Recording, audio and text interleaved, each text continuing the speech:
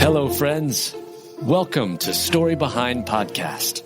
This is the show for people who love hearing a good story and who believe the world could use more positivity. We're the team behind GodUpdates and God2, and we hope these weekly short stories will brighten your day.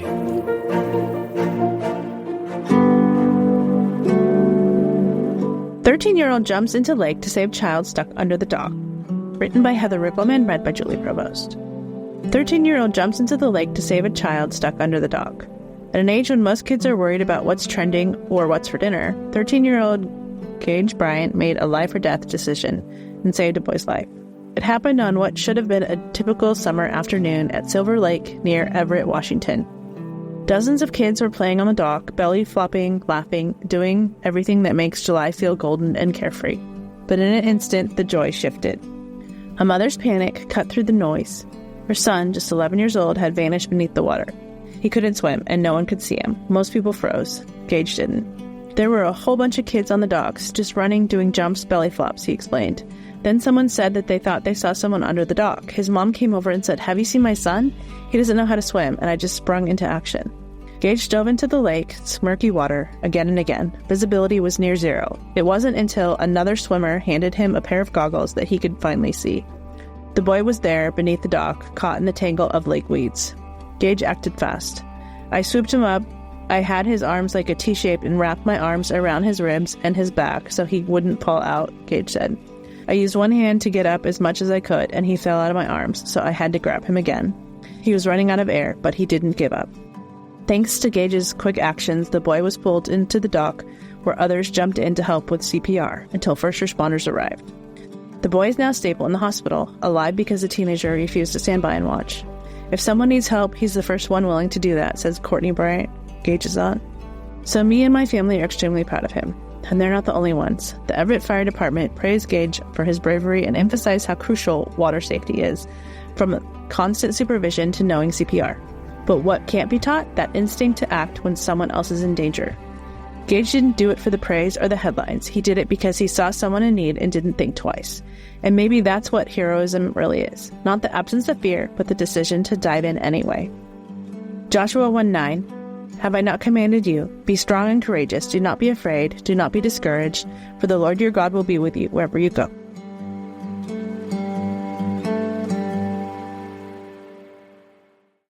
For some of us, personal finances aren't just personal.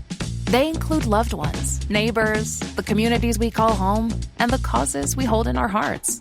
At Thrivent, planning your finances is bigger than just money. We help you put your plans into motion and faith into action so you can do more for the ones in your heart. Because sometimes all you need to make a difference is someone to help you make it happen. Thrivent, where money means more. Connect with us at Thrivent.com. You know, the Bible tells us, "I will bless those who bless you." That's not just a nice sentiment, it's biblical prophecy. And it's a commandment from God, it's a calling, and right now we're called to act. The teachings of the New Testament are deeply intertwined with the Hebrew Scriptures. As Christians, we are called to honor and respect this shared heritage. The Apostle Paul reminds us in Romans 11:18, "Do not consider yourself to be superior to those other branches. If you do, consider this. You did not support the root, but the root supports you." Supporting the people of Israel is more than a belief. It's a biblical mandate. By partnering with the International Fellowship of Christians and Jews, IFCJ, we can live out this calling together. Just as the fellowship blesses God's children, we know that you will be blessed too. Learn more about the fellowship and how you can live out your faith, bless Israel, and be blessed in return. Visit ifcj.org today. Again, that's ifcj.org. Be the blessing, live the word, answer the call.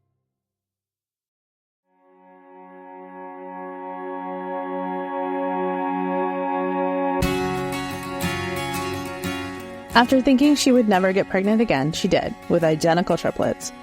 Written by Heather Riggleman, read by Julie Provost. After a decade of thinking she would never get pregnant again, she did, with identical triplets. There are stories that make you pause, and then there are stories that leave you weeping with wonder, clutching your chest like the heart just finally caught its breath again. Brittany Ingram's story is the latter.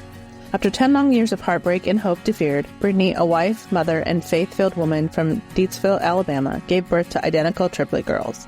And it's not just a story about miracle babies. It's a story about unrelenting faith, fierce motherhood, and a God who writes the most unexpected plot twists when we think the story is over.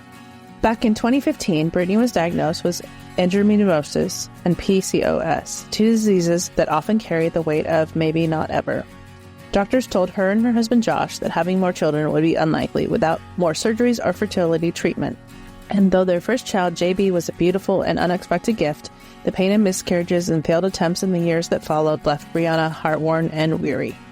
After JB, we tried again a few more times, and I had a miscarriage, and it just didn't work, and so that it was so heartbreaking, Brittany said. We were just kind of leaving it up to God and saying, if it's meant to be, it'll be. If it's not, it won't. 10 years of waiting, wondering, and walking through disappointment with nothing but raw hope and prayer holding her steady. And then in August 2024, she took a test, positive, a whisper of possibility. But Brittany didn't just feel pregnant, she dreamed it, literally. I had a dream we were having triplets, she said. I woke up and told my husband. He said, oh my gosh, what would we do? Don't dream stuff like that. But sometimes the things we're afraid to dream out loud are the very things God is preparing. At the first ultrasound, the God paused. There's 3 babies, they said. I've never seen this before. Triplets, identical triplets, and no fertility treatment. No medical intervention, just a miracle multiplied by 3. We were both just excited, scared, and it took us a few days to process it, Brittany shared. None of our family believed us when we came home and told them. The road wasn't easy, bed rest at 19 weeks, emergency surgery at 22 weeks to keep labor at bay, birth at just 30 weeks, postpartum preeclampsia, heart failure, NICU stays. And yet Grace held. Tiny girls found their way into the world. Emerson, Claire, Adian, Renee, Lila, Michelle.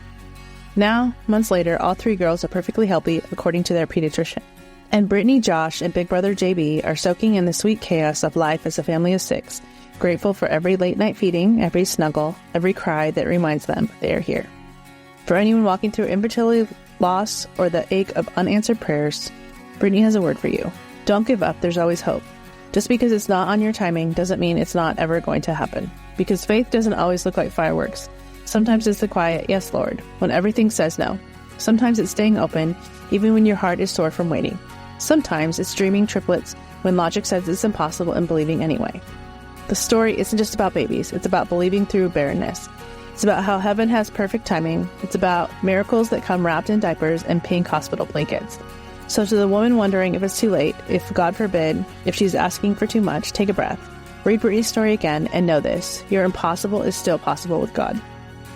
Psalm 27:14. Wait for the Lord, be strong, and let your heart take courage. Wait for the Lord.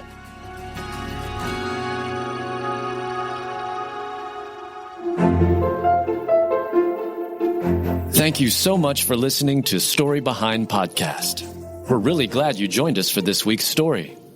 To see photos and videos that may have been referenced in this episode, check out the links in the show notes. And if you enjoyed what you heard today, subscribe to our podcast, and please tell a friend about us. We'd also love it if you'd rate us and leave us a review.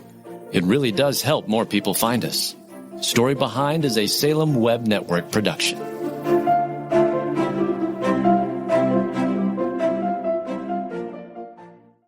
For some of us, personal finances aren't just personal. They include loved ones, neighbors, the communities we call home, and the causes we hold in our hearts. At Thrivent, planning your finances is bigger than just money. We help you put your plans into motion and faith into action so you can do more for the ones in your heart. Because sometimes all you need to make a difference is someone to help you make it happen. Thrivent, where money means more. Connect with us at Thrivent.com.